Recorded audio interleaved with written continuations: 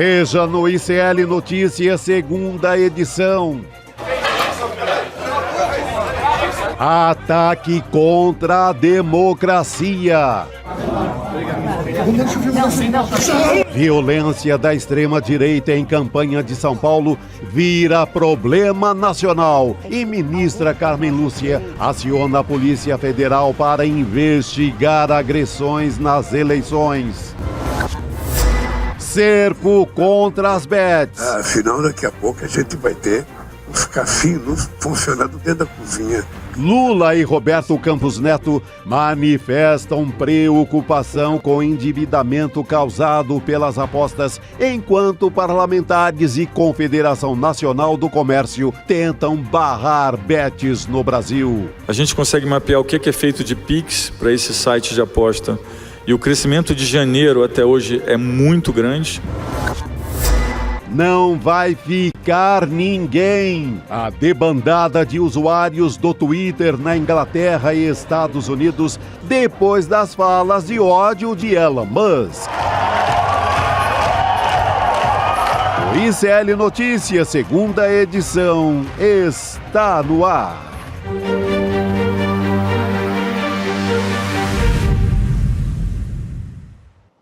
Olá, boa noite, seja muito bem-vindo, seja muito bem-vindo. ICL Notícias, segunda edição, está no ar. Estamos ao vivo nos canais do Instituto Conhecimento Liberta e Eduardo Moreira no YouTube e na Pop TV no Rio Grande do Sul.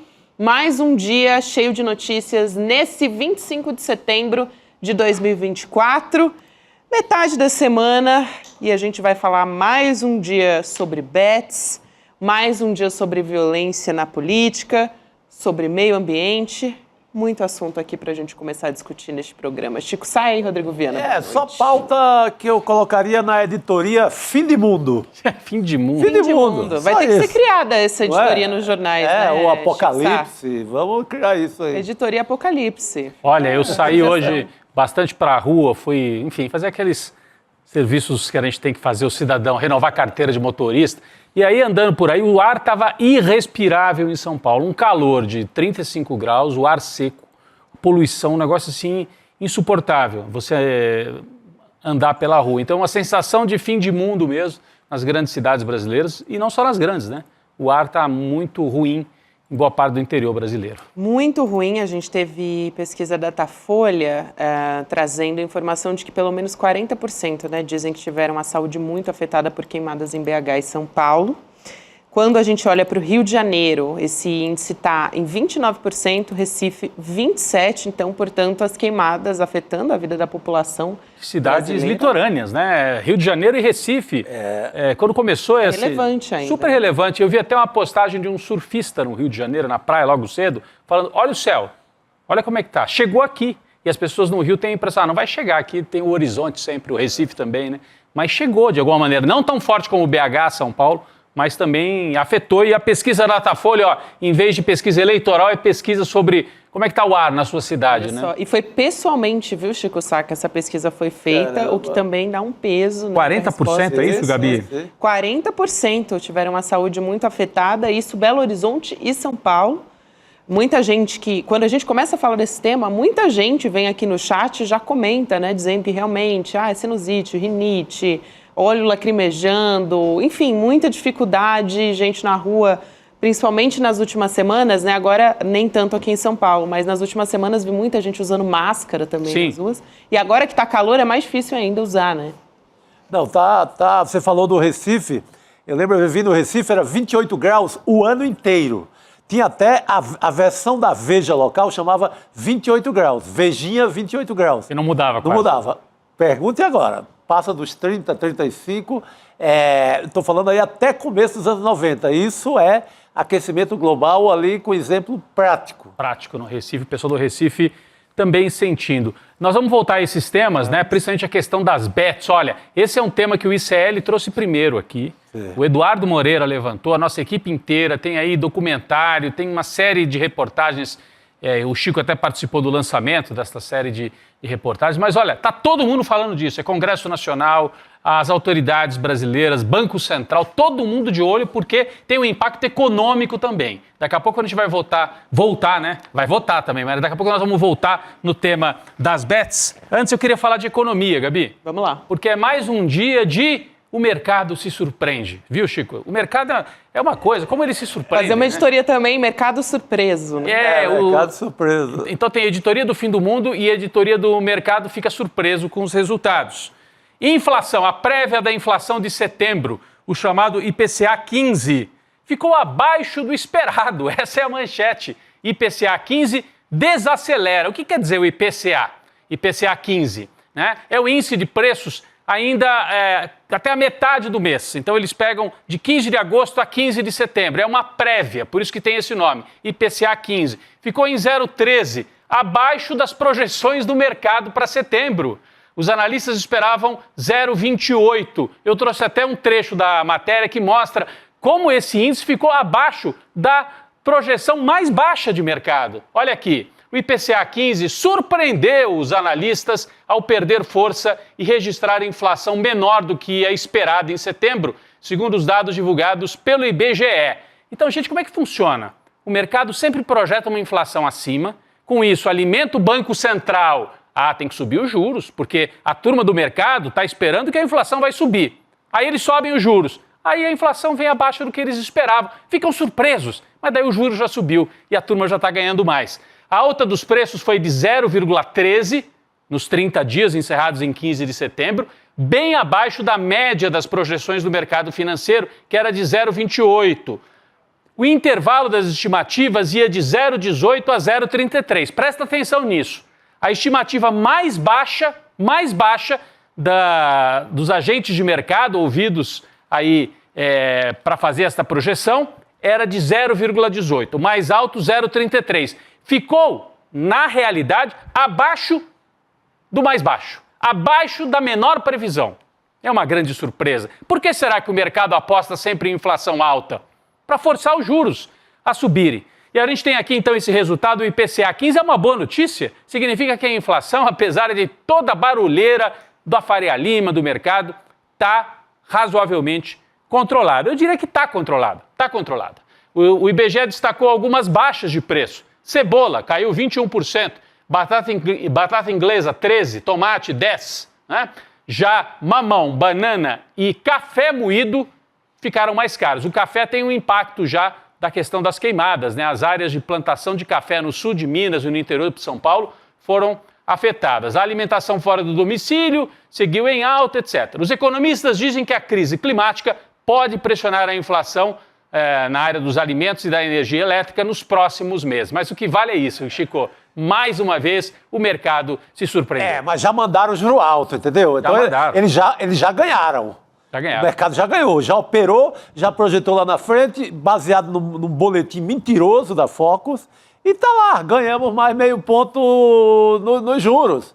Então já fizeram o estrago. Só tem um cara no governo que está batendo assim pesado. Nem o Haddad bate mais, o Lula nos últimos tempos não bateu também tanto, depois que o Galípolo foi lá e votou a favor do juro. Mas o Paulo Capelli. Capelli. O Ricardo Capelli. O Paulo é o irmão. O Ricardo Capelli tem descido a lenha. Ele é assessor do Ministério do Alckmin. Sim, ele trabalha naquela política de nova industrialização. Ele trabalha na área que quer fazer o Brasil crescer com trabalho. Fazendo coisas, produzindo, suando. Sim. E não a turma folgada da Faria Lima. Então, ele é o único que todo dia ele solta um vídeo baseado nessas histórias, dessa mãe de Iná do mercado que só erra. Que só erra. E não é que erra porque é ruim de previsão. É porque o objetivo é errar mesmo.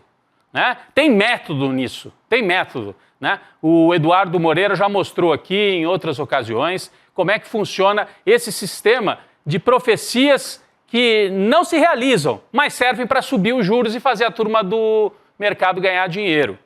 O Banco Central, para decidir se vai subir ou não a taxa de juros, ouve quem? Os operadores financeiros, que são os maiores interessados em manter os juros altos.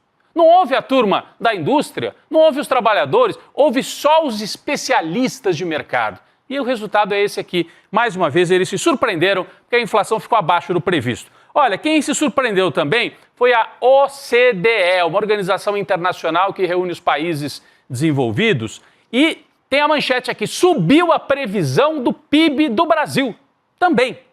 OCDE aumenta a previsão de crescimento do Brasil para 2024 e 2025. Vamos ver quais são os números? Eu separei aqui um trecho desta matéria. Então, é uma organização internacional que melhorou a sua perspectiva para a economia brasileira, projetando uma expansão de 2,9% em 2024, também conhecido como 3%, né? Então, o PIB brasileiro cresceria 3% em 2024 e 2,6% em 2025. Olha, isso aqui é previsão da OCDE. Vamos lembrar que quando começou 2024, tinha gente no mercado que dizia, mal vai crescer 1%. Se chegar a 1,5% é muito. Vai crescer 3%. Talvez até passe disso. Mas a OCDE já fez o seu ajuste de previsões. No relatório anterior, a previsão era de crescimento de 1,9%. Então, é um ponto percentual maior do que eles previam. Era 2%, né, quase 2%, e vai chegar a quase 3%, segundo a OCDE. É uma boa notícia, né? A economia brasileira vai se recuperando e a gente deixa aquela pergunta. Em ano eleitoral, esta melhora da economia, melhora do emprego, teve redução de desemprego, crescimento econômico, vai ter algum reflexo na urna? Está parecendo que não vai ter nada estrondoso não, hein, gente? Quando a gente olha o mapa, até a Jordana, nossa analista das pesquisas, né, faz aquela média das pesquisas aqui, o agregador do ICL, disse que, quando você vê as capitais brasileiras, tem até mais gente do centrão e do bolsonarismo avançando segundo a média das pesquisas. O que acontece, hein? Por que a economia melhora, os sinais melhoram, mas o Lula não colhe, os apoiados por Lula não colhem, assim, uma vitória estrondosa? O que pode estar acontecendo? Bom, eu diria, Gabi e Chico, primeiro tem uma sensação que não passa só pela economia. Quer dizer, queimada, o ar está ruim, a pessoa anda na rua e as cidades não são lugares agradáveis para você viver. Então vai morar no interior. No interior também não. A fumaça da queimada chega no interior, deixa as pessoas com uma sensação de desesperança. Eu vi muita gente, sabe, conversando com gente que casou, que tem planos e tal. Não vou ter filho, desisti de ter filho, porque o mundo está muito complicado. E é algo que bate aqui no Brasil, bate no mundo inteiro, mesmo com a economia crescendo 3%. Em outros tempos, ali no primeiro, no segundo governo do Lula, um crescimento desse se espalharia, né, pela economia, uma sensação de bem-estar. A verdade é que você tem a economia um pouco melhor, mas a sensação de bem-estar não chega, tem a questão da insegurança pública, uma série de fatores. É claro que aqui e ali há o reconhecimento de que o Lula melhorou, de que o país está melhorando, mas ele melhora em patamares assim, primeiro que vem lentamente a melhora, e não é num patamar estrondoso, né? As pessoas não sentem isso no seu dia a dia. Então a gente deixa essa pergunta, Chico, até para a eleição, faltam 2 semanas. Será que vai ter um bom resultado para o Lula com a economia assim melhorando ou não, né? Olha, quem é a turma que estava naquela fila do osso do Paulo Guedes já sentiu um efeito e tanto. A turma ali de 2%, a turma ali que ganha até 2 salários mínimos já sentiu muito. Sim, você tem uma melhora e tanto.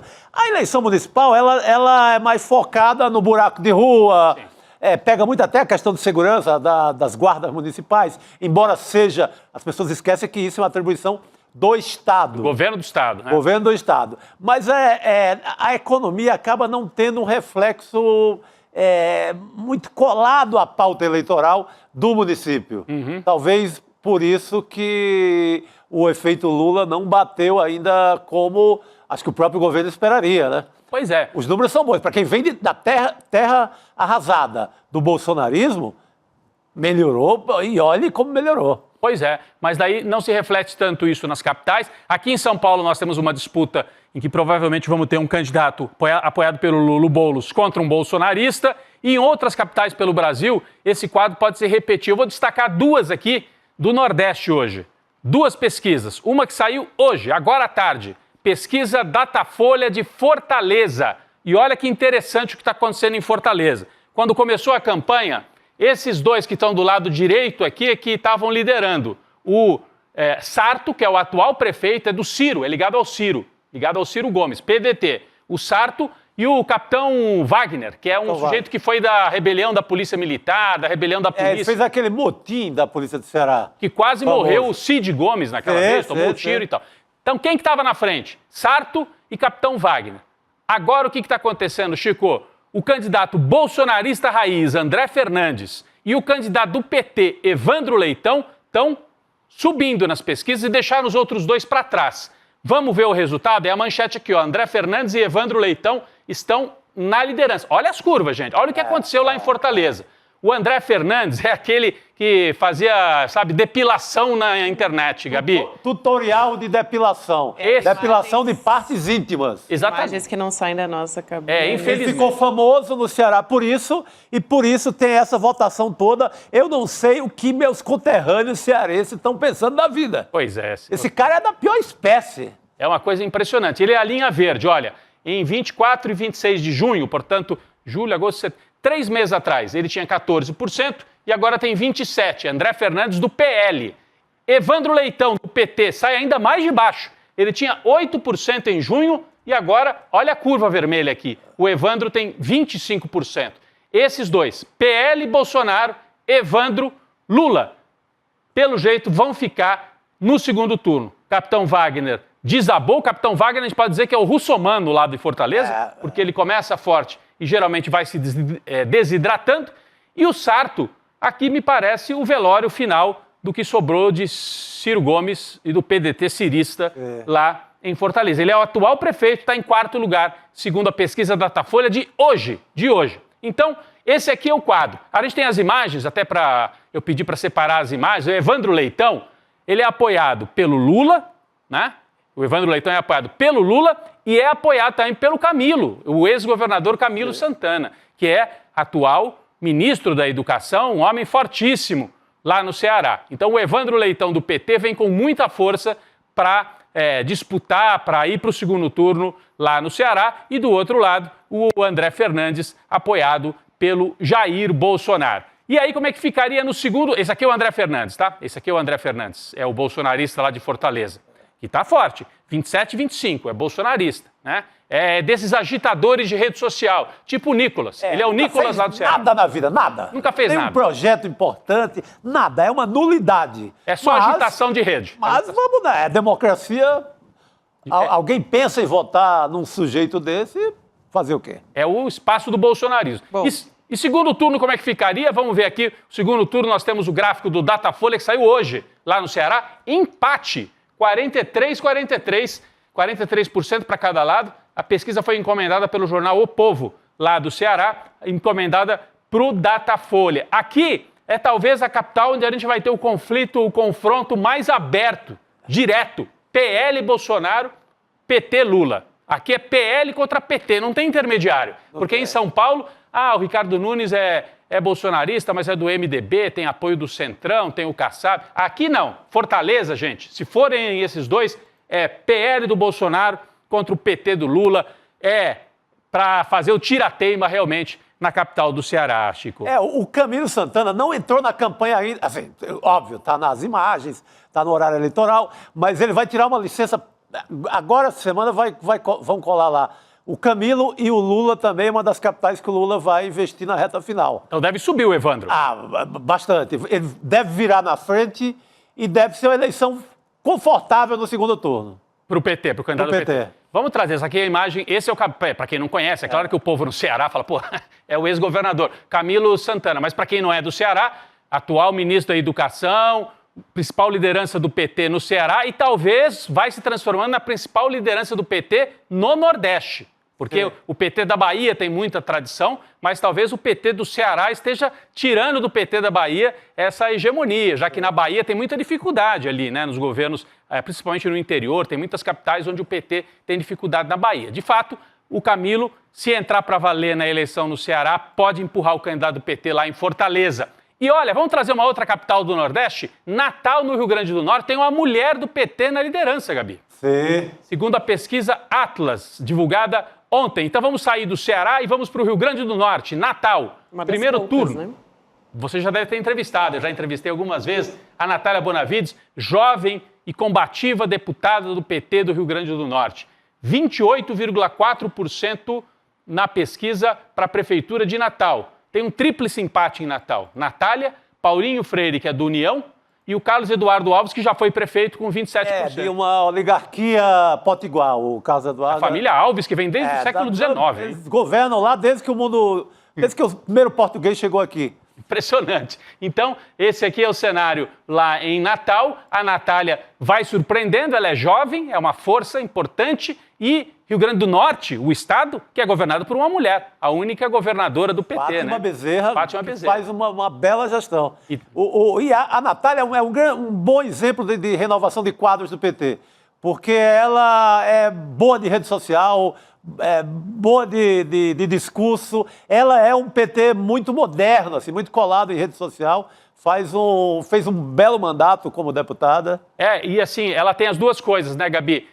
Porque a gente fala, esses bolsonaristas é só de rede social, mas também não dá para ficar fora da rede social. Então, a Natália Bonavides, ela tem pé no chão, apoio de movimento social, mas sabe dialogar com a juventude e com as novas tecnologias. Está em primeiro lugar, embolado ali, né? É uma disputa que vai ser difícil até o fim, mas só dela estar nessa disputa já é surpreendente, porque é a primeira vez que ela vai para uma disputa tão importante assim. Esse é o quadro que a gente tem em duas importantes capitais do Nordeste, para a gente acompanhar a economia, o Lula, qual o peso que vai ter, afinal, nas capitais. No Centro-Oeste, difícil para o Lula. No Sul, difícil. Mas no Nordeste, em São Paulo, em outras capitais, em outras cidades grandes e médias de Minas, aí o Lula pode ter um peso e empurrar algumas candidaturas realmente, ajudar, né? Não adianta o Lula sozinho, tem que ter história, tem que ser que nem a Natália, ou o candidato do PT lá em Teresina, também tem história, em Fortaleza. Então, o candidato tem que ajudar, mas o Lula dá um empurrãozinho importante. Gabi, eu queria aproveitar aqui que nós estamos nessa abertura do programa e já vamos falar de bets, vamos falar de outros temas, para mostrar. Por que eu estou de camiseta hoje, né? Porque aqui, ó, a lojinha... O pessoal já percebeu, né? Acho que fala, o que o Rodrigo está de camiseta, né? Liberdade de expressão é diferente de apologia ao crime. É uma das camisetas desta coleção aqui, ó, coleção exclusiva, uma edição limitada, que está na loja do ICL. O Chico tem outra aqui na mão, ó. Opa! Exploração. Big Techs e você estão chupando as suas ideias, né? Estão capturando o seu cérebro, literalmente. Tem muitas, viu? Muitas camisetas. Também Apostas Matam.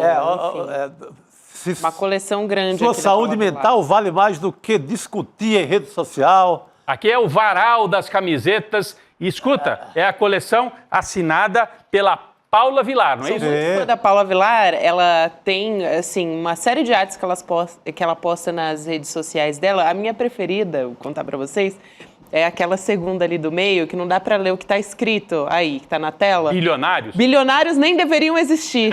Pô, concordo inteiramente. Bilionários nem deveriam existir. E alguém tá assim, no sol, né? Na praia, assim. Exatamente. Pena que a gente não consegue taxá-los, né, cara? Então fica o convite, se você quiser adquirir uma dessas camisetas, entra lá no souicl.com.br, a gente chama de lojinha do ICL, carinhosamente. Entra lá, souicl.com.br, você pode comprar uma das camisetas produzidas pela Paula Vilar. Que é uma artista independente, ilustradora, ela defende diversas causas, né, em favor da justiça social, do meio ambiente, ela tem feito, assim, artes incríveis, ilustrações incríveis, para ser didática sobre o que está causando as queimadas, né? Ela consegue resumir, né? Numa frase, numa camiseta, ela vem com um discurso que a gente teria que gastar umas 10 folhas de papel. É isso aí. Importante que não precisa ser aluno para comprar, né? Muita gente pergunta se qualquer pessoa pode acessar o souicl.com.br,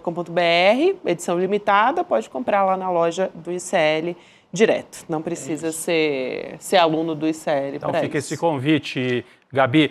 Gabi, eu sei que a gente vai para os assuntos aqui importantes, noticiário importante. Mas a gente tem uma notícia aqui, uma informação, muita gente já deve estar sabendo. A nossa querida Natália Urban, comentarista internacional, sediada no Reino Unido, na Escócia. Trabalhei com ela, Gabi e Chico, no ICL, no Brasil 247. E ela já participou aqui do ICL algumas vezes também, como comentarista, mas ela estava vinculada agora ao Brasil 247. Como correspondente internacional, Correspondente internacional na Escócia, e ela cobria toda a Europa pelo 247. E hoje a notícia tristíssima, trágica, de que a Natália faleceu, infelizmente, lá na Escócia. Ficam os nossos sentimentos para a família, principalmente, para os amigos, para os admiradores e para a equipe também do 247. Eu conheço muitos, assim, nosso sentimento. Está todo mundo assim consternado com essa notícia. Muito triste. Muito doloroso. Ficou nosso sentimento. Brasil 247, que postou faz mais ou menos 1 hora o comunicado pela rede social. Blue Sky também fez um post no próprio site, né, comunicando. Infelizmente, a nossa colega Natália não resistiu. Os aparelhos serão desligados. Natália lutou pela liberdade de todos os povos. Estamos em luto e consternado. Todos nós estamos. E eles finalizam dizendo Natália Urban sempre presente. Então fica a nossa homenagem aqui para Natália Urban, sempre presente. E nosso chat também, aqui falando muito a respeito da Natália. Falei com ela há 40 dias, quando houve aquele episódio das agressões em Manchester, os ataques aos imigrantes. A gente usou um vídeo até aqui que ela indicou. Que ela mandou o material. Ela falou, pessoal, não vou poder participar porque eu estou vinculado ao 247, sou profissional, estou contratado, então não posso participar. Mas deu informação, passou vídeos, indicou outras pessoas para falar. E, enfim, foi a última vez que eu conversei com ela. Muito triste. É isso. Ficam os nossos sentimentos aqui, toda a nossa solidariedade, apoio à família e à equipe do 247. Isso. As circunstâncias da morte ainda estão sendo investigadas, a gente não vai entrar nesse detalhe, mas certamente o 247 depois vai trazer. É isso. E vamos falar de violência na campanha eleitoral? A gente tem comentado a respeito disso aqui todos os dias no ICL. Hoje não vai ser diferente, né? Virou um problema nacional e o caso de São Paulo é muito emblemático. Por conta disso, a gente teve um pronunciamento da presidente do TSE. A ministra Carmen Lúcia anunciou que vai acionar a Polícia Federal e o Ministério Público para investigar os casos de violências nas campanhas. Então, isso veio 2 dias depois daquele soco, né, do assessor do Pablo Marçal no Duda Lima, marqueteiro do Ricardo Nunes, né, prefeito de São Paulo, que está aí tentando reeleição. E também a gente teve a cadeirada há pouco tempo também, então a ministra Carmen Lúcia veio a público para falar a respeito disso. Abre aspas, então, para Carmen Lúcia. Por despreparo, descaso ou tática ilegítima desqualificada de campanhas, atenta-se contra cidadãos, atacam-se pessoas e instituições e, na mais subalterna e incivil descompostura, impõe-se às pessoas honradas do país, que querem apenas entender as propostas que os candidatos oferecem para suas cidades, sejam elas obrigadas a assistir cenas abjetas e criminosas que rebaixam a política a cenas de pugilato, desrazão e notícias de crime. Então aqui a Carmen Lúcia, claro, né, usando aqui um juridiquês muito forte para dizer que essas cenas dos debates estão atrapalhando os cidadãos, os eleitores, de saber quais são as propostas para a sua cidade, justamente porque virou um campeonato de luta livre, assim, transmitido ao vivo para todo mundo, né? Porque muitos são transmitidos no YouTube, a maioria, né?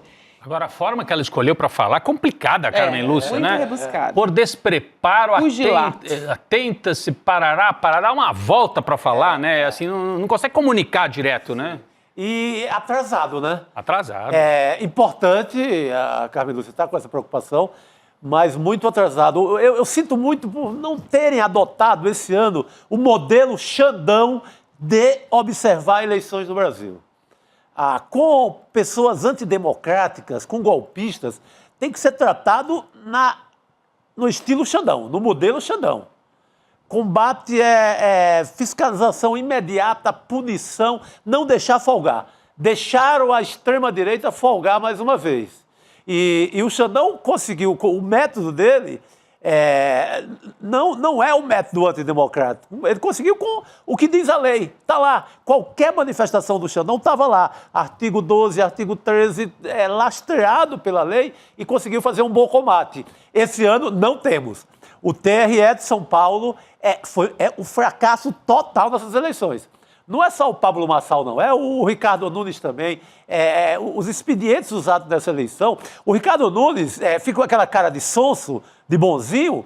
Cara, mas esse cara copiou, durante quase todo o tempo, o método Pablo Marçal.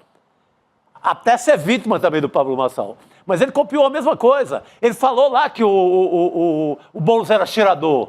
da mesma forma no debate. Então, esquece-se que, porque ele é aparentemente do campo democrático, esquece a forma de atuação deste senhor da prefeitura.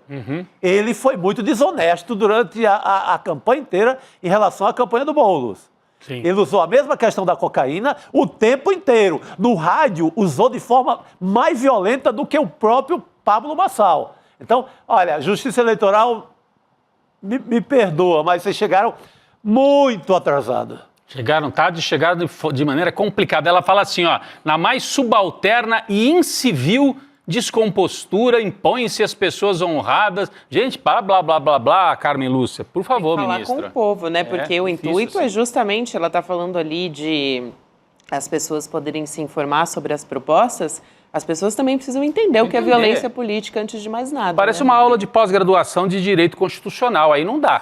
Aí não dá para se comunicar direito. Sem contar que acho que está chegando um pouco tarde também, né? Isso tudo que vocês já falaram. Por exemplo, não dá tempo. A Polícia Federal, segundo ela, entrou na história. Não dá tempo, temos uma semana. Já era. Já era. Praticamente, já era. Vamos se preparar para o segundo turno, ainda dá tempo. Se preparar e tentar. Quando eu falo, é até chato essa coisa de personalizar no Xandão, né? Parece que a gente está em busca de um herói. Mas foi quem fez. Se ele não tivesse ali à frente do TSE, já era, hein, Gabi? Já era. Tava lá o Bolsonaro. O Bolsonaro Tava lá o tinha Bolsonaro, atropelado já tudo. era. E mesmo com tudo isso, né, mesmo com essa declaração da ministra Carmen Lúcia, hoje a gente teve uma declaração do Pablo Marçal, que protagoniza tantos desses episódios, né? Olha o que ele falou hoje numa entrevista, foi uma sabatina, né, para o SP1 da TV Globo, e aí ele foi perguntado, né, pelos jornalistas que estavam entrevistando ele, se o clima agressivo poderia ajudar o eleitor a escolher em quem votar. O clima agressivo, se o clima agressivo poderia ajudar a escolher... Assim, mas isso, se você acha que esse clima agressivo pode ajudar, né? Aí o que disse Pablo Marçal? Acredito que sim, que o clima agressivo ajude o eleitor a escolher o candidato. Sabe por quê? Porque você acabou de entrar aqui para assistir esse programa e tinha propaganda do Ricardo e propaganda do Boulos. Eles estão gastando mais de 100 milhões de reais de dinheiro público e eu tô num jogo desigual. Fecha aspas para Pablo Marçal. Ou seja, ele admite que a violência é método, né? Ele escolheu a violência para conseguir equilibrar a disputa eleitoral. Ele admite isso. Não, e ele não sabe a lei, porque se ele entrou numa campanha, ele deveria saber que o partido que tem menos de 5 parlamentares não tem direito a tempo na TV. Isso. Essa lei já é velha, já até envelheceu. Na próxima vez escolhe o partido do Bolsonaro, já de vez. Aí você terá um tempão, um latifúndio na TV. Agora, aqui só fazendo uma retificação, né, o Pablo Marçal, porque a Justiça Eleitoral para primeiro turno tem um limite máximo de gastos que é de 67,2 milhões de reais. Então aqui, checagem em tempo real, isso na verdade nem... Ou seja, ele chutou um valor, né? Chutou, gastaram 100 100 milhões. Não procede, tá? Ele pode ter um valor de campanha que é um dos mais altos, né, o Ricardo Nunes também, mas é coisa assim de 30 milhões, não pode chegar, o teto é 67,2 milhões de reais. Mas até aí ele já chutou o valor e o que ele quis dizer foi o seguinte, do outro lado tem máquina partidária, tem gente com muito dinheiro e eu estou aqui, o que me resta? Violência. Gente, isso são as tropas de assalto que na Alemanha nazista faziam a mesma coisa. Sim. Contra o sistema da República de Weimar na Alemanha, vamos para a pancada. Porque do outro lado tem o sistema que eu preciso derrotar. E ele é do sistema, que é um sistema de arrancar dinheiro de pobre.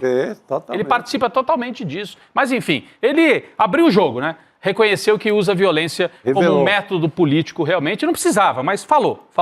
Então a entrevista acabou sendo boa, né? Porque ele revelou isso ao dar a entrevista. Agora, antidemocrático não tem só ele, né? Ele chamou tanta atenção que a gente esqueceu dos males todos de São Paulo. Porque você tem o Ricardo Nunes, é um candidato, é um prefeito que participa na Avenida Paulista de um ato contra o Supremo da própria Carmen Lúcia. Sim. Isso, a meu ver, é tão antidemocrático quanto o Pablo Marçal. E dá uma entrevista para o neto do Figueiredo atacando o Alexandre de Moraes e o STF. E atacando vacina. Então, a cota de golpismo, de antidemocracia, é a mesma do Pablo Marçal e do prefeito de São Paulo. A diferença é que um usa a violência física e o outro não usou ainda. É isso. E eu me pergunto o que é ou não serão aceitas pela Justiça Eleitoral, que a ministra Carmen Lúcia disse a respeito das agressões físicas, porque até agora está sendo muito bem aceita, continua acontecendo, a gente tem debate marcado para acontecer. O que é não aceitar? Vão impedir esses candidatos de estar lá? Porque até agora eles continuam sendo convidados pela mídia e eles estão lá protagonizando essas cenas todas que a gente está assistindo. Vamos chamar a Elô para a nossa conversa? Para ouvir a opinião dela a respeito disso? Heloísa Vilela aqui junto com a gente. Boa noite, tá chiquérrima hoje. Bem-vinda, Elô. Boa noite, pessoal. Pois é, eu estava ouvindo vocês falando aqui e eu acho assim, primeiro o Chico não podia estar mais certo, né? Tá para lá de atrasado. Por que o método Xandão funcionou? Porque ele correu na frente, ele não permitiu que as coisas acontecessem. Ou no que aconteceu, ele já tomou uma medida. Então não adianta num processo eleitoral você ficar olhando. Aí a Carmen Lúcia falou o quê? Falou, os tribunais regionais eleitorais e os ministérios públicos terão que priorizar as investigações e julgamentos. Até você investigar e julgar, já acabou a eleição há muito tempo, nem no segundo turno pega. Agora, esse problema da violência política não se limita a São Paulo e por isso mesmo ela tinha que ser mais incisiva. O Ministério Público e a Assembleia Legislativa de Minas Gerais assinaram um acordo essa semana para combater a violência política. Isso está se multiplicando pelo país, porque, claro, se você tem um vale-tudo em São Paulo que o país inteiro está acompanhando, vai ter gente imitando esse método em outros lugares, porque não acontece nada, né? Ela disse, você não pode usar dinheiro público de campanha e cometer esses atos de violência, né? E o presidente da Associação de Procuradores Estaduais disse a mesma coisa, isso pode ser classificado como abuso de poder. Bom, então age logo, tira esses caras dos debates e vai julgar na justiça. O que não pode é eles continuarem fazendo o que estão... Ele, no caso do Marçal e o próprio Nunes, fazendo o que estão fazendo, porque é um vale-tudo. É um vale-tudo, Elô. Agora, vocês querem fazer mais algum comentário sobre violência política? Chico, você está... Não. Posso? Porque aqui, Elô, também um outro tema importante que a gente quer discutir é a respeito das bets, né? Porque até o presidente Lula, falou sobre isso na ONU, tá? O presidente Lula trouxe vários aspectos importantíssimos lá na ONU, inclusive falou sobre as bets, né? Ele estava num evento em defesa da democracia lá na sede das Nações Unidas e aí ele defendeu a regulamentação, mencionou o endividamento das famílias mais pobres com as bets, algo que a gente tem falado muito aqui no CL. A gente tem um trechinho da fala do presidente Lula para acompanhar. Vamos assistir. O que nós estamos vendo num país como o Brasil, Macron, é o jogo, aquele jogo pela televisão, o jogo de aposta. O Brasil sempre foi contra cassino, sempre foi contra qualquer tipo de jogo de azar. Hoje, através de um celular, o jogo está dentro da casa da família, o jogo está dentro da sala. Nós estamos agora percebendo no Brasil o endividamento das pessoas mais pobres tentando ganhar dinheiro fazendo aposta.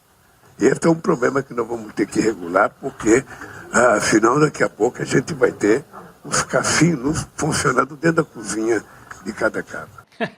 O Lula é sensacional, né, por um lado, assim, porque esse viu Macron me pegou aqui, né? Tá lá viu Macron? Parece que tá falando na cozinha de casa, né? Com o Macron. Viu Macron? Vem aqui, vamos tomar um café aqui. Esse negócio das bets não serve. Viu Macron? E aí, enfim, mas é importantíssimo o Lula levar esse tema. O Macron poderia dizer a ele que, ao presidente Lula, que a França começou a ter um cuidado muito forte em relação a isso. Porque também foi contaminada, também tirou esse dinheiro não são tão pobres quanto o Brasil, os apostadores lá, mas começou a virar também uma epidemia e a França apertou, por exemplo, nem um jogador de futebol, nem uma influenciadora ou influenciador, nem um ator, nem uma atriz, ninguém que tem prestígio na sociedade e que possa levar alguém a morrer numa aposta, pode mais fazer propaganda. O Mbappé, por exemplo? O Mbappé que fazia propaganda foi limado. Não pode, ninguém. Nenhum influenciador. Tenha que graduação, tenha na escala da fama, não pode mais. Então, essa já é uma boa lição. Mas, ao meu ver, tem que apertar mais. Teria que ser igual o tratamento da bebida e do cigarro. Não pode. Se vai existir, não pode ter propaganda em TV, em rádio, em lugar nenhum. Nem naquelas LEDs do campo de futebol, em lugar nenhum. Elô? Eu ia mais além, sabe? Eu iria além, Chico. Não só a propaganda. Acho que não é só a propaganda. Propaganda fundamental, não pode ter mesmo. Agora, além disso, a gente conversou isso outro dia. Eu tenho uma amiga que mora na Escócia, ela me mandou os prints de como funciona lá. Eles têm até o cuidado de, no site, quando você entra, né, o algoritmo sabe quem você é, ele sabe quanto você já gastou aquele mês e ele sabe quanto você ganha. Sim, então, dependendo de quanto você ganha, quando você chega num determinado patamar de gasto, ele te bloqueia, você não pode mais gastar. Então, você não pode ficar se endividando, porque isso é um assalto à mão desarmada. Estão arrancando o dinheiro do povo brasileiro mais pobre, que está desesperado para encontrar uma melhoria de vida qualquer e ver nessas apostas oferta. Eu vi a pessoa, conversei com uma pessoa hoje, ela jogava e aparecia oferta, ganhe 50 mil, tem um prêmio aqui, aí a pessoa vai lá e joga mais. Enfim, é uma ciranda para você deixar tudo que você tem e o que você não tem. Deixar o dinheiro que você nem tem, da sua família, você tirar de onde for. É o que acontece com os viciados em droga, que assaltam a casa, vendem tudo que tem na casa da mãe para poder comprar droga. É a mesma coisa, age no seu cérebro, é um estímulo que age no seu cérebro da mesma maneira. Então, isso não pode, isso tem que ser proibido, tem que ter uma regulamentação seríssima. E vamos lembrar, né? Michel Temer liberou o jogo em 2018, Exatamente. Era para ter sido regulamentado, não é? Durante os 4 anos do governo Bolsonaro não fizeram nada e agora está aí, o governo brasileiro tem que fazer, o governo Lula tem que fazer. Eu acho que devia proibir de ver, não devia ter jogo nenhum, mas né, tem um monte. Agora, isso provocou uma movimentação no Congresso, teve várias propostas hoje, eu anotei 1, 2, 3...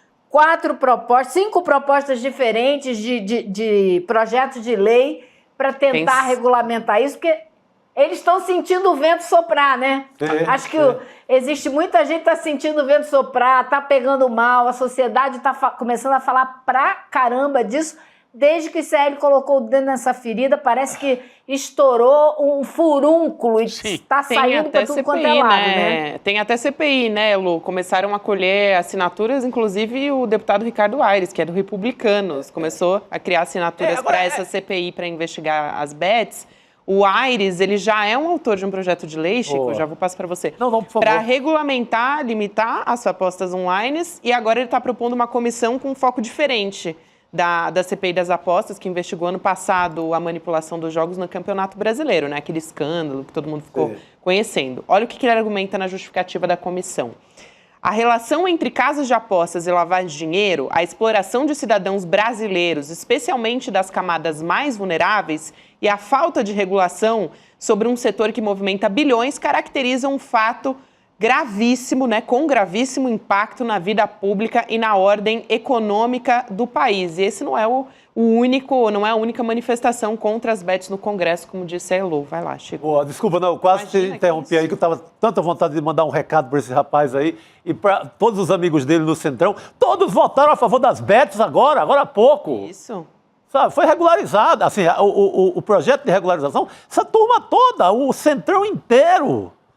Arthur Lira fez o maior lobby lá. Claro que os governistas também votaram pensando na arrecadação. A arrecadação que é uma miséria em relação ao estrago. É muito dinheiro, né, Elô? Mas não em relação ao estrago. Você tira 3 bilhões das famílias. Tiram dinheiro do Bolsa Família, o dinheiro que era para gastar com alimentação. Jogam para as bets, para ali meia dúzia de bilionários. Aí o governo recebe mais na frente os mesmos 3 bilhões, que é o caso agora dessas ortogas Elo, que é a taxa que cada uma delas vai pagar agora até outubro para se habilitarem a entrar na jogatina de vez no Brasil, a virar um cassino definitivo. O mesma grana que saiu do Bolsa Família, que podia ser para a alimentação das famílias, vai para meia dúzia. E só com esse dinheiro do Bolsa Família, as bets já pagaram o governo. Já pagaram. Então tem a outorga, né? Estão tirando da população. Agora, me chama a atenção, primeiro que tem esse pedido de CPI, Elô, depois você pode até explicar para a gente. A Gabi leu aqui rapidamente. É uma CPI com um foco diferente daquela do ano passado. O ano passado, o foco era, com essa coisa de bet, tem manipulação, jogadores de futebol, tem manipulação de resultado, etc. Agora não é isso. Agora é a própria existência das casas de aposta como um problema social, de saúde pública e financeiro. Daqui a pouco, com o Demore, um pouquinho mais adiante no programa, nós vamos trazer a preocupação do Banco Central também. Você está drenando recursos da economia brasileira para um setor que capta esse dinheiro e joga para fora, joga para paraíso fiscal, que é onde os donos dessas casas de apostas guardam dinheiro. Chama atenção, Gabi, esse deputado do Republicanos apresenta o pedido de CPI. Sublinhando, né? Republicanos é o partido muito ligado à Igreja Universal. E eu imagino que as igrejas evangélicas, o Edir Macedo e outros, não estão gostando muito da concorrência das bets. Porque o povo mais pobre do Brasil é o povo que vai correndo também para essas igrejas. E é de onde muitas dessas igrejas, não todas, mas algumas delas, tiram seus recursos dos mais pobres. Então, se o sujeito, em vez de dar o dízimo para a igreja pentecostal, neopentecostal, deixar o dinheiro na casa de aposta, é concorrência. É concorrência para a igreja evangélica também. Então, eu acho que tem uma operação acontecendo. Eles estão vendo, olha, vai drenar dinheiro. O pessoal do comércio está preocupado, Confederação do Comércio. Federação dos Lojistas de São Paulo. Lojistas, Igreja Evangélica. Dinheiro, claro, deixa de circular nas igrejas, no comércio. A Federação... Fala, Elô. A Federação do Comércio foi lá conversar com o Alckmin essa semana e pedir para ele dar um jeito de pelo menos proibir que cartão de crédito seja usado para fazer aposta. Por quê? Porque eles vão falir, né? Não vão pagar as contas e esse dinheiro devia estar sendo usado no comércio para comprar aqui com a gente. Então, o Alckmin ontem se reuniu com a ministra da Saúde, ele é presidente em exercício agora, né? Se reuniu com a ministra da Saúde, com o pessoal da Fazenda, para discutir o que dá para fazer, se é possível proibir o uso de cartão de crédito, o que dá para fazer. Agora, eu acho assim, a gente já trouxe aqui para falar no programa a senadora Soraya Tronic. Sim. Ela já reuniu mais de 30 assinaturas, já protocolou um pedido de CPI no Senado e está esperando agora para formar essa CPI para ela poder começar a funcionar. Então, eu acho que assim, ela tem um foco de mostrar como que isso é usado para lavagem de dinheiro e ela quer investigar o algoritmo dos jogos, porque todo mundo sabe que esses jogos são feitos para você ganhar um pouquinho no começo e depois só perder. Então, ela quer investigar isso também. Então, eu acho que assim, já existe um movimento de CPI com assinatura recolhida e aprovada para começar no Senado. Então, eu acho que não tem necessidade de ter essa outra na Câmara, mas, como o Rodrigo bem pontuou, isso pode ter aí um outro interesse. Agora, a movimentação é grande, porque esse estudo que o Banco Central fez, mostrando quanto que os brasileiros estão apostando, quanto que vem do Bolsa Família, eles detalharam tudo, foi feito a pedido do senador Omar Aziz, que também entrou na PGR, pedindo à PGR que mandasse o STF suspender todos esses jogos. Então, assim, tem muita gente se movimentando, existe muita preocupação na sociedade brasileira com o quanto que isso está fazendo mal às famílias brasileiras. No caso do senador Omar Aziz, né, Elô, ele está cobrando um controle sobre as propagandas, né, veiculando sem restrição nenhuma. Ele falou também sobre violar o Estatuto da Criança e do Adolescente, enfim, como é que essas propagandas chegam nas pessoas, né? Ele diz, sem uma regulamentação, agora não poderia existir. Ele foi bastante firme também nesse sentido. E eu citei rapidamente, a Elô complementou a questão do comércio. A gente tem uma nota aqui da Confederação Nacional do Comércio, Bens, Serviços e Turismo. entrou ontem com uma ação, a gente já falou, no STF, para barrar a lei e regulamenta as bets. Vamos ver um trecho desta ação que reflete a preocupação do comércio com os gastos em apostas. Está aí na tela, ó. É a ação da CNC, Confederação Nacional do Comércio. Abre aspas na ação no Supremo contra a regulamentação das bets. Ao aumentar a disponibilidade de apostas esportivas no Brasil, vem desencadeando de forma proporcional o endividamento das famílias, levando parte significativa da sociedade a um comportamento financeiro de altíssimo risco e prejudicando consideravelmente a economia doméstica, o comércio varejista e o desenvolvimento social. Então está mexendo já na economia, no coração da economia. Hoje a economia brasileira, Chico, você sabe, depende onde mais emprega. É serviço e comércio, não é nem indústria nem agro. É aí que estão os empregos. Aí você tem essas apostas tirando essa grana. Daí que eu acho que vai acontecer alguma coisa, porque você já tem agentes muito, muito fortes. Você tem Banco Central, você tem Federação de Lojistas. Mas tem que lembrar que essa luta começou aqui no ICL, sozinho, solitário, como em outras ocasiões. A imprensa toda não cuidava disso um segundo, agora começou a cuidar, porque os anunciantes deles estão preocupados. E começa a ter uma importância, a ser um caso de muito barulho. Mas eu queria lembrar um caso, como a gente sempre fala nessa história aqui, ontem eu recebi do Ceará, da cidade de Missão Velha, um caso que é muito estarrecedor, que é um suicídio da Ângela Maria, que foi no finalzinho do ano passado, e a família dela tem feito um trabalho de conscientização a partir do legado dela. Qual é o legado? Os áudios desesperados que ela deixou, os depoimentos desesperados que ela deixou. Ela era uma trabalhadora lá de Missão Velha, mãe de 3 filhos, a Ângela, 39 anos, e ela estava endividada na casa dos 100 mil reais. A apostadora. Aposta bet. Porque bet, gente, não é futebol. No caso da Ângela, por exemplo, ela era jogos equivalentes ao tigrinho. Porque tá lá, em todas as bets, tem lá roleta, cassino online, cassino das mais variadas formas, e a família dela tem feito eles têm página em rede social, e eles têm feito essa campanha de conscientização, porque eles tiveram o pior dos desastres possíveis, que foi uma vida foi levada pelos jogos. Sim. Ela apostava, ficou calada, não pediu ajuda a ninguém, se viu numa hora de desespero total, mas os áudios, os relatos, as mensagens para outras pessoas deixam claro que foi um suicídio por conta das bets. Que coisa forte, né? Que coisa impressionante, Gabi.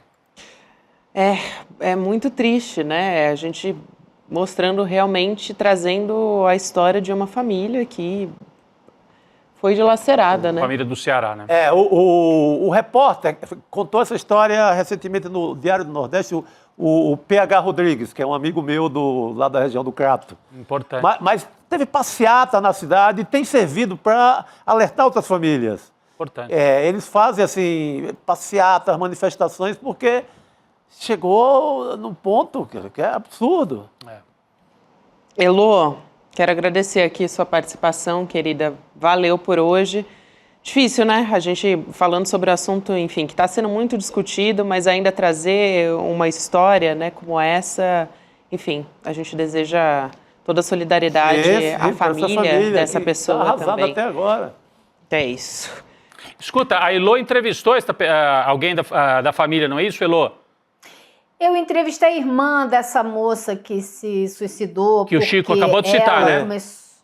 Isso, eu conversei com ela hoje, vai sair uma matéria mais completa no site do ICL amanhã de manhã, mas ela me contou várias coisas, como tudo aconteceu, como a família não sabia de nada, como normalmente é o caso. Agora, o que eu acho muito impressionante, ela, a partir do momento que ela resolveu falar desse assunto nas redes sociais para alertar outras famílias, ela começou a receber tanto retorno que hoje ela está administrando, com a ajuda de pessoas que conseguiram largar o vício nos jogos, 9 grupos de WhatsApp com 3.800 pessoas. Caramba, Elô! Veja isso. Então, assim, e ela pegou para cada grupo, ela conseguiu um psicólogo que se voluntariou para dar atenção, para dar retorno, para dar apoio a essas pessoas. Então, assim, uma família que passou por isso, expôs o caso, conseguiu reunir mais de 3.800 pessoas em pouco tempo. Só para a gente ter a dimensão do tamanho do problema que o Brasil está enfrentando. Isso. Só queria destacar esses números para a gente ter a ideia de quão devastador é isso para um número enorme de famílias. Mas o caso dessa família em particular, eu conto tudo numa matéria que vai sair amanhã de manhã. Muito bom, muito bom. Fica o convite, então, para amanhã no iclnoticias.com.br, a reportagem da Elô no site, detalhando esse caso terrível que o Chico acabou de trazer aqui. Vê a necessidade de ajuda que as famílias têm, né? Como o Elô acabou de contar. Rapidinho, vários grupos, porque as pessoas estão carentes para discutir isso, para ter ajuda, ter alguém para conversar. Exato, exatamente. É isso, então amanhã a gente acompanha no site do ICL Notícias. Elô, obrigada por hoje, a gente se vê em breve, querida. Valeu, obrigado, Elô. Obrigado, Elô. Tchau, tchau, pessoal. Só lembrando aqui sempre que o suicídio é multifatorial, né? Então, já que quando a gente fala de suicídio, eu sempre faço questão de pontuar, não é uma causa única e uma decisão que leva ao suicídio é sempre multifatorial na história de uma pessoa, de uma família. Então, só fazendo essa pontuação aqui para a gente seguir em relação à saúde mental. A gente, daqui a pouco, segue falando sobre bets. Queria chamar Leandro Demore aqui com a gente. Por favor, Demore. Para continuar conversando com a gente a respeito desse assunto. Demore, boa noite, querido. Bem-vindo. Boa noite. Boa noite, galera. Tudo bem por aí? Boa noite, querido. Tudo certo? A gente quer falar sobre uma outra história, antes da gente voltar a falar sobre as bets, né? Do Ministério da Justiça notificando o estádio do Engenhão, no Rio de Janeiro, que mostrou anúncios de uma empresa de acompanhantes, a Fatal Models, durante o jogo do Botafogo contra o Corinthians. E nessa notificação, o Ministério da Justiça cita o Edu Moreira, o nosso Eduardo Moreira aqui do ICL, que trouxe essa denúncia no ICL Notícias, primeira edição.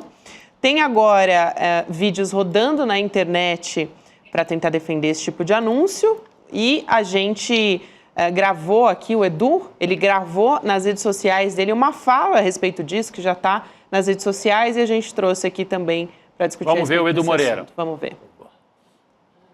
Fala, turma! A denúncia que a gente fez do site de prostituição ou de acompanhantes, não tem o menor problema, não tem nenhum julgamento moral nisso, mas que anuncia em programas de classificação livre, ou seja, que crianças podem assistir, principalmente jogos de futebol, que são ali a vitrine para as crianças, onde elas se espelham, onde elas miram, né? Essa denúncia tomou uma repercussão enorme. E isso viralizou nos grupos de WhatsApp, nas redes sociais, e várias medidas já estão sendo tomadas para corrigir isso.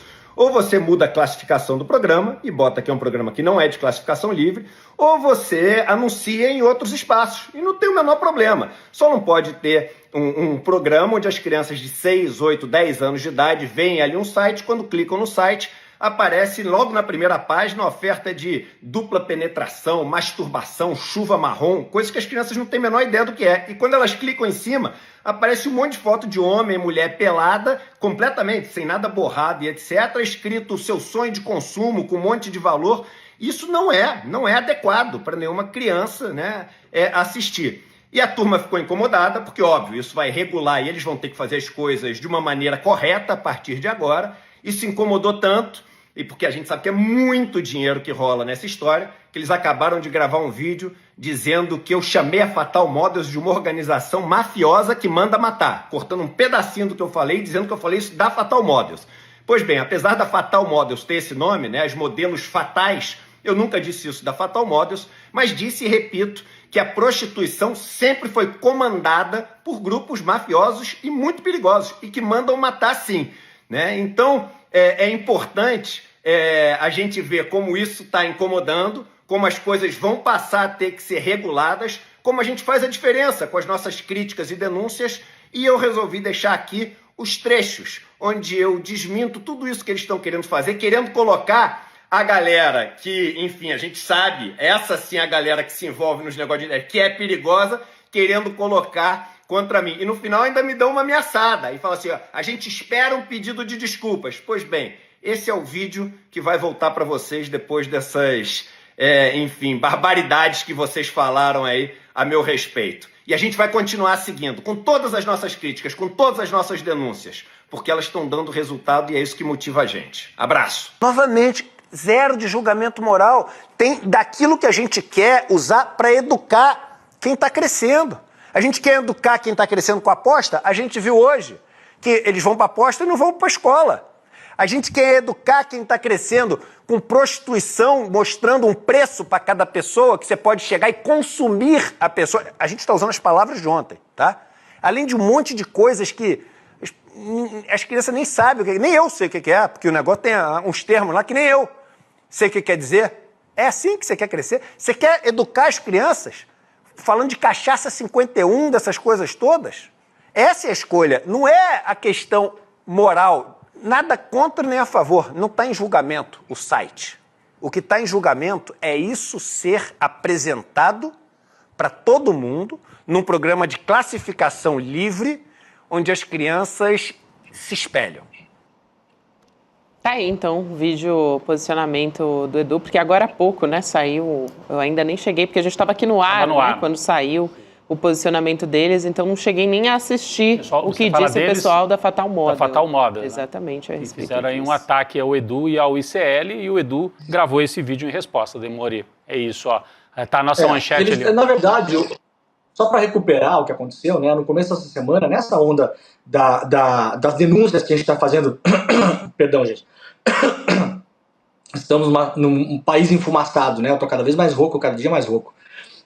Nessa onda de denúncias que a gente fez em relação às bets, veio uma denúncia também, né, o Edu trouxe uma denúncia, se não me engano, na semana passada ainda, sobre um banner de publicidade dessa empresa Fatal Models no Engenhão, num jogo de futebol.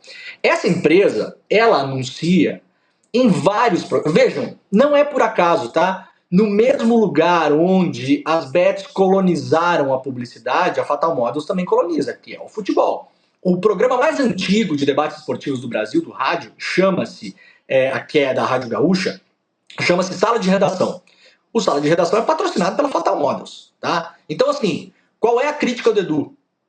Você tá vendo um jogo, eu tô vendo um jogo com o meu filho tá sendo exposto àquela publicidade. Se o meu filho tá ali no celular e eventualmente baixa o aplicativo, ou clica, ou bota no Google, ele vai ver coisas que ele não deveria ver. A publicidade no Brasil ela é regulada. É por isso que nós temos as faixas etárias dos programas. O programa de futebol é classificação livre.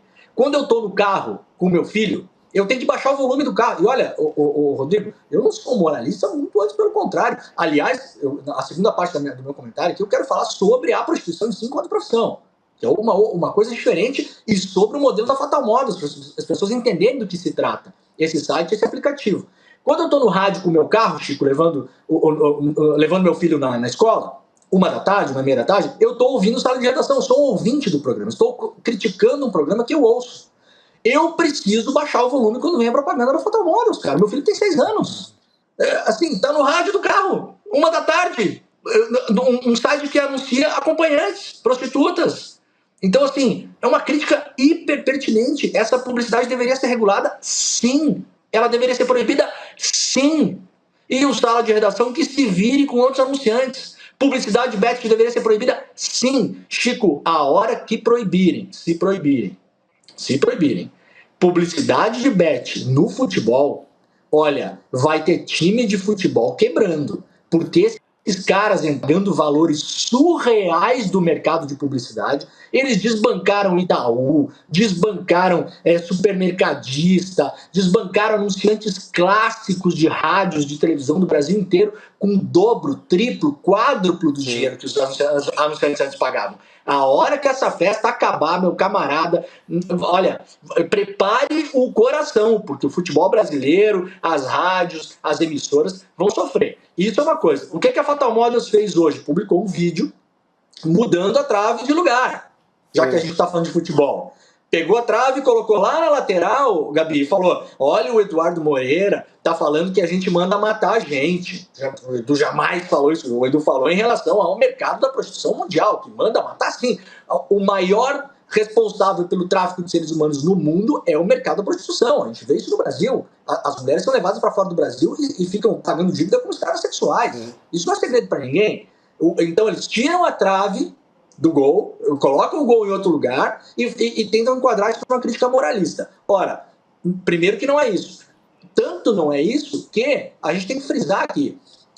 A Fatal Models existe para quê, Gabi? Ela é uma forma de plataformizar o trabalho das pessoas que trabalham com o sexo, das profissionais e dos profissionais do sexo. Por quê? As redes sociais, no geral, elas são muito engraçadas, né? Você pode postar suástica, pregar golpe de Estado, fazer live no 8 de janeiro, fazer live lá na tomada do Capitólio, você pode derrubar governo ao vivo, mas postar foto pelado não pode. Tá? Então pode um monte de coisa na rede social. Postar dado de ministro Supremo do Tribunal Federal, conversa forjada do Demore, da Juliana Dalpiva, chamar a mulher disso daqui, tudo isso pode. Tudo é liberdade de expressão. Foto pelado não pode. Então quem trabalha, quem é profissional do sexo, tá guetizado. Não pode usar. Porque se postar lá no Instagram, cai a conta. Se postar não sei aonde, cai a conta. Então, a Fatal Models criou uma plataforma para essas pessoas trabalharem. Qual o problema? A Fatal Models explora o trabalho dessa galera. Porque para você entrar lá, se você quiser ser um usuário, você paga. Tem vários planos que você pode pagar lá. E planos que são muito caros. Às vezes pode passar de R$1.000, mais caro do que isso. Só que a porcentagem, Gabi, da grana que vai para a galera que está lá colocando o seu trabalho, as profissionais e os profissionais que estão lá se expondo, é baixíssima. Então estamos lidando da boa e velha exploração do trabalho do trabalhador. Essa é a grande questão da Fatal Models. Então, primeiro, é uma questão que a gente tem que explorar, essa questão da exploração do trabalho. É uma empresa que é perniciosa e muito criticada pelos profissionais e pelas profissionais. Segundo, não se falou aqui em crítica moralista, se pode, se não pode. A questão é que eu não quero meu filho de 6 anos ouvindo essa publicidade no rádio a 1h da tarde, quando eu estou logo depois do almoço levando ele para a escola. Gente. Eu também não quero. Eu não imagino que nenhum outro pai quer. Eu não quero que tenha lá propaganda de bet. Eu não quero que tenha propaganda. Se fosse liberado, eu sou um defensor da legalização da maconha e de outras drogas no Brasil, Chico, mas eu não quero que anuncie no rádio maconha. Sim. Uma coisa é uma coisa, outra coisa é outra coisa. Total. São coisas diferentes, né? Eu quero introduzir para o meu filho esses assuntos com consciência, na idade correta, com conhecimento, e não que ele seja introduzido pelo Galvão Bueno, sim, na televisão, pelo Vini Júnior, no Oba-Oba, entendeu? Então, só para explicar para as pessoas que essa empresa está tentando mudar a trave do gol, colocar a trave na lateral e mudar o foco da conversa, e não é nada disso que foi falado por aqui. Isso aí. Perfeito. Tem que lembrar que essa Fatal Model, ela fez uma associação com a CBF para os amistosos do Brasil antes da Copa América. Ela patrocinou os jogos com o México, com os Estados Unidos. Então, a CBF, que manda no futebol do Brasil. Então, para você ver como a coisa já anda. É isso. E é grana, muito dinheiro para todo esse povo envolvido. Menos para as trabalhadoras e os trabalhadores do sexo. Bom resumo sobre o assunto. Agora a gente vai voltar a falar das bets, um raio-x a gente vai trazer aqui. Então vou pedir para a nossa produção colocar aqui na tela o raio-x das bets em agosto, para a gente poder dar uma olhada com mais detalhes que foram divulgados pelo Banco Central sobre o comportamento dos beneficiários do programa. Então a gente tem o seguinte, do Bolsa Família, é verdade, do Bolsa Família, exatamente, aqui. A cada 5, foi o que eu trouxe ontem aqui, né? Cada R$5 destinados ao Bolsa Família, R$1 foi gasto com bets. Então, a gente tem aqui do universo de 20 milhões de beneficiários do programa de transferência de renda, 5 milhões fizeram apostas no mês passado. Na média, né, na mediana, o valor gasto por pessoa foi de R$100. Do total de apostadores, 70% então são chefes de família, ou seja, quem de fato recebe o dinheiro transferido pelo governo. E esse montante destinado às empresas de apostas corresponde a 20% do valor total repassado pelo programa no mês. É interessante isso, né? Porque no caso do Bolsa Família, quando a gente fala chefes de família, a maioria que recebe Bolsa Família administra, e isso historicamente são mulheres. Né? O Chico acabou de contar o episódio de uma moça, uma mãe de família, que, enfim, estava numa situação dramática e acabou tirando a vida, né? Cometeu suicídio. Então, mexe de forma dramática com as famílias e num volume que está aí. O Banco Central parou para fazer conta. A Confederação Nacional do Comércio já parou para fazer conta. Está todo mundo assustado. O ICL é que tocou o alarme primeiro. Né? Foi no momento em que anunciou que ia fazer a série de reportagem, já está no ar. né? E esse assunto vem sendo levantado aqui, e agora vários parlamentares, inclusive de partidos de direita. Eu acho bom, porque isso não é um tema de direita ou de esquerda. Isso é um tema que deve afetar, que deve movimentar toda a sociedade brasileira, né, Gabi? Exato. Então, beneficiários do Bolsa Família, para resumir essa história, aqui nos comentários, gastaram 3 bilhões de reais em apostas online só no mês de agosto. 3 bilhões. Bilhões, com B de bola. Bilhões só no mês de agosto. E a Gabi já trouxe aqui que, quer dizer, de cada R$5 que entram no Bolsa Família, um saiu não para comprar comida, não para comprar roupa ou um material escolar para a criança, mas para aposta. Não é aposta esportiva. Aliás, na ação ali da Confederação Nacional do Comércio no Supremo, eles falam, o caso das apostas esportivas. Não é aposta esportiva. Tá todo mundo ficando só porque quem anuncia? Galvão Bueno, Vini Júnior, jogadores de futebol. Como o Demônio citou o caso da mesa redonda famosa lá do Rio Grande do Sul. Está muito nas mesas redondas, então está associado só ao futebol, que é o que eles queriam. É por onde eles entraram, Eles conseguiram. Parece uma coisa esportiva. E dialoga com a herança, assim, familiar, da memória coletiva do Brasil, dos 13 pontos, da loteca, da zebrinha que aparecia no Fantástico. Vamos conferir os 13 pontos da loteca, que era completamente diferente. Você pode até falar, mas era jogo do mesmo jeito. A pessoa tinha que sair de casa, pegar um cartão. Não era, como disse o Lula hoje, lá na ONU, não era um cassino que está no celular das pessoas e que está na cozinha de casa. A pessoa não precisa sair do sofá ou da mesa da cozinha para jogar. É muito diferente a loteca, né? Você tinha ali tinha que sair de casa, ir até um ponto e tal. Era uma vez por semana e tal. Agora é o tempo todo. Tem gente que aposta durante a madrugada, Gabi. Rodrigo. E assim, quando a gente está falando do Bolsa Família, eu queria dar uma dimensão, né, de quanto que o Bolsa Família prevê para o pagamento por família, porque a gente está falando aqui, R$5. Quem ouve, R$5, gente, mas para quem está ganhando Bolsa Família, a gente está falando aqui de um pagamento de no mínimo R$600 por família, e tem adicionais, assim, criança de até 6 anos, 150 por criança, quer dizer, é um valor que faz muita diferença na renda dessas famílias. É um valor, Gabi, que aniquila a ideia de uma proteção social, porque eu sou governo, eu projeto aquilo para diminuir a desigualdade brasileira. Sim, porque o cara da Bet Leva já desmantelou geral. Desculpa até te interromper, mas só para acrescentar a informação, porque quem recebe o Bolsa Família, ele tem a renda mensal familiar de até R$218 por pessoa. É dessa realidade que a gente está falando aqui, né, Demônio? Quando a gente fala em até R$100 é uma fortuna, né? Eu quero só trazer, Gabi, 2 coisas aqui. Uma coisa que eu já falei ontem, até vou pedir pro pessoal depois, por gentileza, quem puder fazer um corte, eu vou fazer aqui um apelo e uma sugestão de novo ao Omar Aziz, né? Fiz a sugestão ontem, vou fazer a sugestão de novo hoje. Mas antes disso, só uma coisa importante. Hoje pela manhã, tem um outro dado importante que saiu, que o Banco Central também calcula que mais ou menos 20 bi por mês são gastos pelas famílias do Brasil, no geral, pelas pessoas, com o caso de apostas. Olha, Gabi, a loucura que é isso. O Brasil vive num regime chamado teto de gastos, onde o governo não pode gastar acima de determinados limites estabelecidos, senão corre o risco até de tomar um impeachment, né? Esse é o risco que a gente corre. Então, assim, aconteceu alguma coisa, não tem dinheiro, não pode fazer nada. O Haddad, até ontem, estava acendendo uma vela para cada santo, para economizar 15 bi. 15 bi. Não é nem o que se gasta com aposta no mês no Brasil. Um mês de dinheiro que vai para Curaçao, para Malta, para as Ilhas Virgens Britânicas, para o Uruguai, para a casa da mãe Joana. Sei lá para onde é que vai esse dinheiro, para a mão de quem? Para alimentar quais outras máfias? O Brasil, Gabi, o Brasil está pegando fogo.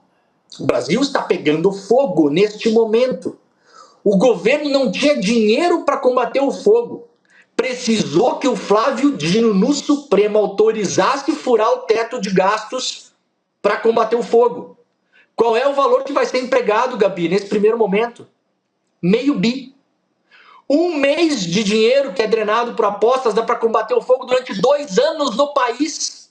O tamanho do negócio é esse. A gente não está falando de uma coisa que é insignificante.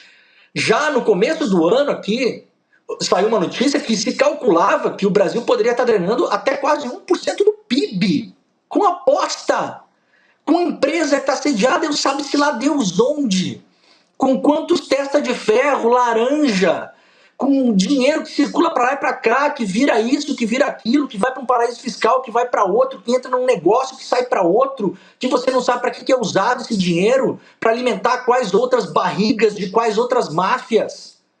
É disso que a gente está falando. Agora aqui o meu apelo ao senador Omar Aziz. Senador Omar Aziz, o senhor já sabe disso, né?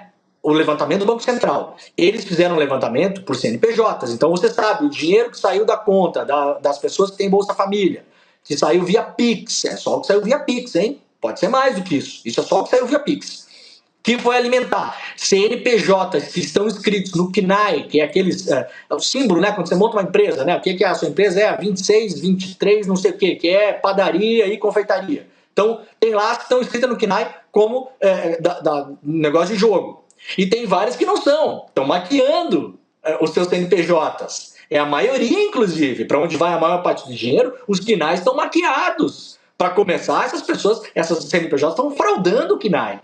Então, senador Omar Aziz, faça uma lista de bloqueio impedindo que sejam transferidos PIX de contas de Bolsa Família para esses CNPJs. Isso é uma ação simples de fazer. O senador Omar Aziz está com uma boa intenção de bloquear todos os sites, até que não tem regulamentação, não sei o quê. Isso é mais difícil, não vai conseguir. Agora, essa lista de bloqueio ela é imediata. Ela pode evitar que uma pessoa perca R$100 hoje à noite. Né? Então, de novo aqui, tomara que a gente possa, inclusive, fazer um corte sobre isso, colocar nas redes, tem que fazer uma lista de bloqueio para que pessoas que têm a sua conta gerenciando dinheiro do Bolsa Família não possam transferir PIX para determinados CNPJs, que são empresas de apostas que estão no Brasil de modo ilegal. Isso é emergencial, Gabi. Perfeito, Demori. Todo apoio. Você queria comentar? Não, era isso. É uma sugestão prática, assim, para conter essa evasão de dinheiro dos pobres para os riquíssimos que mandam para paraíso fiscal. Um projeto em 10 linhas você mata isso aí. É isso aí. Um assessor parlamentar faz isso em 10 linhas, resume, bloqueia isso, está feito. Por enquanto está muito superficial ainda, né? Está precisando avançar ainda muito nessa discussão e não está a contento do quanto as famílias estão perdendo, né? Então está bastante desproporcional. Não, e sem falar, assim, nós estamos encerrando o tema, mas essas outorgas, né? Várias companhias que estão pedindo autorização para operar com bet estão aí no meio. O SBT e a Globo.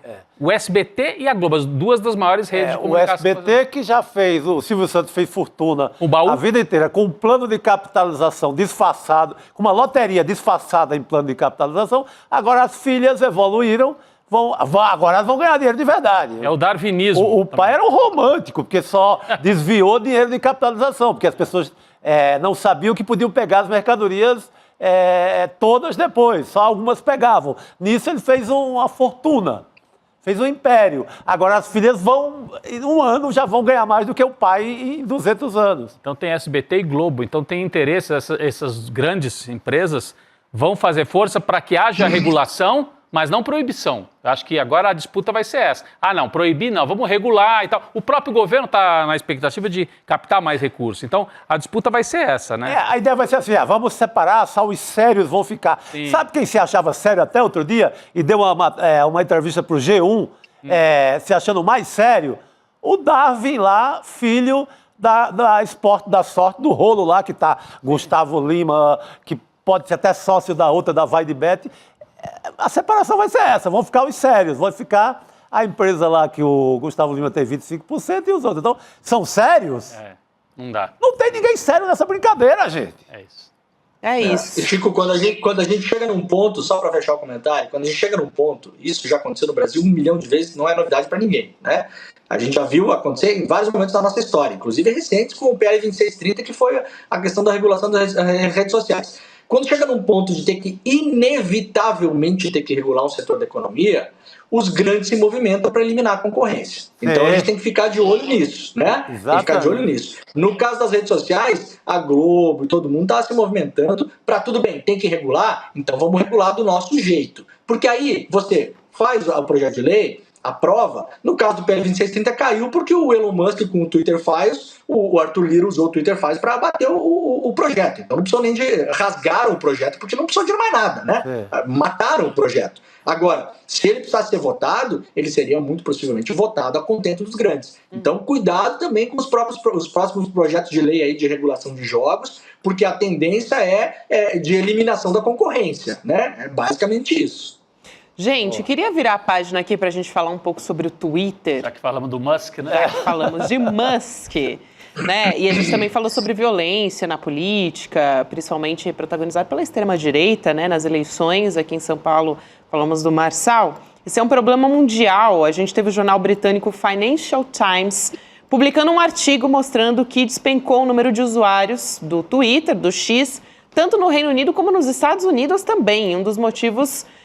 declarações de ódio do Elon Musk, que é o dono da rede social. Olha só o que escreveu o jornal. Esse êxodo, né, essa saída dessas pessoas, dos usuários, tem sido evidente na Grã-Bretanha, tendo ganho tração desde que o Musk começou a postar coisas como a guerra civil é inevitável, aspas aí, para Elon Musk falando sobre isso, tá? Isso foi em agosto, durante os motins contra imigrantes na Inglaterra, que foram bastante violentos. A gente tem aqui o gráfico mostrando justamente essa queda de usuários, tanto do Reino Unido como também nos Estados Unidos. Se a gente puder colocar aqui na tela esse gráfico, em vermelho a gente tem, então, os Estados Unidos e em azul uma queda maior ainda, né? Que foi de 100, aqui quando a gente fala do Reino Unido, para 70. Estados Unidos de 100 para 80. Isso a gente está falando... O começo, né, do gráfico ali está em junho de 2023 e agora setembro de 2024. Vocês estão abandonando a rede mesmo, né? Exato. Na Inglaterra, o número de usuários caiu em um ano de 8 milhões para 5,6 milhões. Nos Estados Unidos, caiu em 1/5 nos últimos 16 meses. Então, é um movimento que não está acontecendo só aqui no Brasil, porque aqui no Brasil a gente teve uma proibição, né? Quer dizer, as pessoas... Né? Saíram da plataforma não por vontade própria, mas agora é interessante, né, Demore, essa saída das pessoas por discordar de algo que foi dito pelo Elon Musk. Eu achei esse um fenômeno, assim, muito particular, bastante interessante. Não uma fala, né, diversas, na verdade. Essa pancada no Reino Unido, Gabi, ela tem um fundo de violência que foi bem relevante lá, viu? Isso aí você pode observar que a queda, ela é 2 milhões e meio de usuários a menos, né? De 8 para 5,5, para 5,6, porque começou pelo Twitter e depois as investigações mostraram também que tinha muita gente ganhando dinheiro com isso no Twitter, porque o Twitter hoje também monetiza, né? Monetiza pouco, mas monetiza. Começou pelo Twitter os ataques a hotéis de passagem de imigrantes que estavam pedindo asilo no Reino Unido. Né? Esse caso aconteceu aí em Manchester, isso aconteceu uns 2 meses atrás, né? Então, teve um assassinato numa escola, teve um atentado numa escola no Reino Unido. Uma pessoa entrou na escola, acabou cometendo um atentado, assassinou, se eu não me engano, 3 crianças, feriu várias outras pessoas, né? E aí começou pelo Twitter um movimento nacional com grupos de extrema-direita que já estão extremamente organizados no Reino Unido, alegando que tinha sido um imigrante, muçulmano, o velho clichê de sempre. Depois descobriu-se que, na verdade, não era um imigrante, era um rapaz nascido e criado no Reino Unido, não era muçulmano, mas aí já tinha acontecido o terror, né?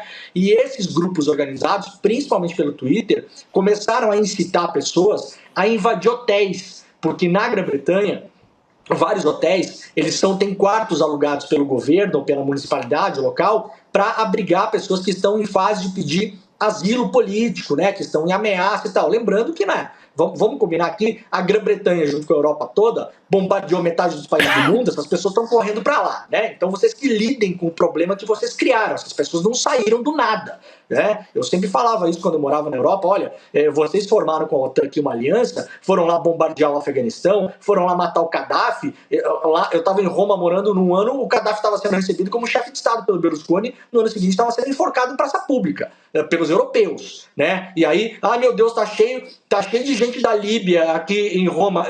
Sim, gente, vocês foram lá destruir a casa das pessoas. Não sei se vocês estão lembrados disso. Agora elas precisam ir para algum lugar. Elas estão desesperadas. né? E aí essas pessoas estavam em hotéis com famílias, com crianças, idosos, e esses hotéis foram invadidos, alguns deles foram incendiados, queimados, pilhados, depredados, invadiram comércios, como se fazia na Alemanha nos anos 30. Picharam comércios de pessoas, de muçulmanos, de imigrantes, quebraram vitrines, e isso aí, o Elon Musk, no meio disso, Gabi, tuitando a guerra civil do alto do seu castelo, né? A civil é inevitável. Eu não gostaria de fechar esse programa com nenhuma mensagem de violência, mas eu quero que as pessoas imaginem o que eu gostaria de fazer com o Elon Musk com as minhas mãos neste exato momento, né? Então, o mínimo é que esse Twitter dele vá à falência no Reino Unido e em qualquer outro lugar do mundo, né? O mínimo que a gente espera. Antes da gente fechar, eu queria trazer o número de usuários do Blue Sky, mostrando esse crescimento em paralelo, né? A gente tem um gráfico também para ver como aconteceu essa subida naquele momento em que o Musk falou a respeito de guerra civil, né, que era inevitável na Inglaterra e tudo mais, e em meio a cenas de violência que foram muito descritas aí, muito bem descritas pelo Demore, né, anti-imigração nas ruas. Então a gente viu a declaração ali à direita, você pode ver o momento em que o Musk faz essa declaração e logo depois o crescimento no Blue Sky, que por sinal tem sido aqui no Brasil também para a gente uma rede social muito mais saudável, né, para se discutir, enfim.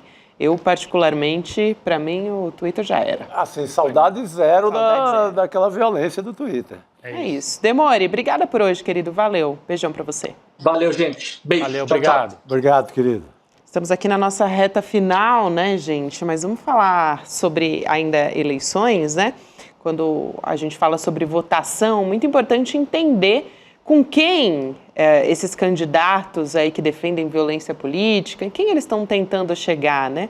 Eu até falei essa semana, logo mais a gente vai ter um detalhe sobre isso, sobre como candidatos de extrema-direita estão tentando chegar nas periferias, nos pobres. Qual é o discurso que eles usam para tentar seduzir essas pessoas, né? O do empreendedorismo, né, o da meritocracia também, muito utilizado também. Então, a gente vai ter aqui uma aula do Gessé Souza, o nosso Gessé, a respeito disso, antes das eleições, né, para trazer informação, discussão de qualidade a respeito disso, porque muitos eleitores vão às urnas sem ter certeza de que aquele candidato realmente está defendendo os direitos dele. Né? E o que esse candidato quer, né? Aqui não vou nem personalizar, porque tem mais de um, né? Mas a extrema-direita, de maneira geral, coloca como se estivesse defendendo o direito dessas pessoas, só que na verdade não está. Então, é muito importante e vem muito boa hora essa aula aí do Gessé. A gente te convida a participar dessa aula que é aberta e gratuita, O Pobre de Direita, com o Gessé Souza, o Eduardo Moreira, no dia 29 de setembro, que é domingo agora, 8 horas da noite, vale muito a pena. Não perca, você se inscreve em icln2.com.br para poder acompanhar. Vale muito a pena, né, gente? É o novo livro do Gessé, né? Que ele traz todo esse debate que a Gabi estava dizendo. É uma aula baseada no livro do Gessé e com a participação do nosso Edu Moreira. O Gessé que é o autor do Elite do Atraso, né? Que é um livro assim mais fundamental para entender, né? Desigualdade no Brasil. E uma das pessoas que ajudou a formar também a ideia do ICL, dos cursos do ICL. Né? O ICL, o ramo dos cursos que é tão acessado por toda a nossa comunidade. Né? Isso aí, gente. Também hoje temos provocação histórica. Eu gosto de dizer provocação histórica. Lindenberg Paredes. Olha o mestre. Que nível, hein? Altíssimo aqui no Provocação Histórica de hoje. O que é o novo desenvolvimento, ou melhor, desenvolvimentismo econômico, com a participação de Luiz Carlos Bresser Pereira, né? O nosso ex-ministro vai conversar com Lindenberg Pareto a partir de agora. Eu faço convite para que você fique aqui, então, quem está nos acompanhando, permaneça e acompanhe a entrevista, a conversa, a aula, né, também. Aí é caso de aula, não é qualquer conversinha, não. Ele que tem curso aqui nesse área também, né? É isso. Isso aí. Então, amanhã a gente está de volta a partir das 7 horas da manhã com Desperta, com Leandro Demore. E à noite também, amanhã já é véspera de sexta, hein, pessoal? Então a gente já vai preparando a nossa Jurubeba. Calma, torcida Gabi. brasileira. Fica ansiosa, Gabi. É isso aí. Valeu, gente. Até amanhã. Boa noite. Como é que os meios de comunicação, estamos falando de todo mundo, de Globo, SBT, Estadão, Folha de São Paulo, como é que eles conseguem manipular as pessoas ao ponto de fazer com que os explorados defendam seus exploradores? Os pobres defendam aqueles que acumulam riquezas em cima do trabalho deles. As pessoas negras, homossexuais, pessoas que moram em determinadas regiões do Brasil que são extremamente criticadas, votem nas pessoas que são os seus algozes. Tem que ter algum fenômeno que explique esse poder de comunicação a ponto de convencer os que são oprimidos a gostarem dos seus opressores. E é sobre isso o novo livro de Gessé Souza, um dos grandes intelectuais do nosso tempo. O nome do livro, O Pobre de Direita. E no dia 29 de setembro, um domingo às 8 horas da noite, tá com a gente para assistir essa aula e também uma discussão ao vivo com o próprio Gessé. Não perde essa chance, não. É um dos fenômenos que mais moldam a realidade do nosso país e que a gente tem que entender.